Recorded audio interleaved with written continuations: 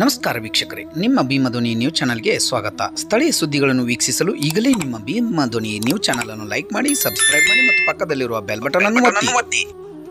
ದಕ್ಷಿಣ ಕನ್ನಡ ಜಿಲ್ಲೆಯ ಮೂಡಬಿದಿರೆ ತಾಲೂಕಿನ ಆಳ್ವಾಸ್ ಶಿಕ್ಷಣ ಸಂಸ್ಥೆಯಲ್ಲಿ ಶ್ರೀಕೃಷ್ಣ ಜನ್ಮಾಷ್ಟಮಿ ನಿಮಿತ್ತವಾಗಿ ಮಕ್ಕಳಿಗಾಗಿ ಮೊಸರು ಕುಡಿಕೆ ಎಂಬ ಕಾರ್ಯಕ್ರಮವನ್ನು ಆಯೋಜಿಸಲಾಗಿತ್ತು. ಈ ಕಾರ್ಯಕ್ರಮ ಎಲ್ಲ ಜನರ ಮೆಚ್ಚುಗೆಗೆ ಪಾತ್ರವಾಯಿತು.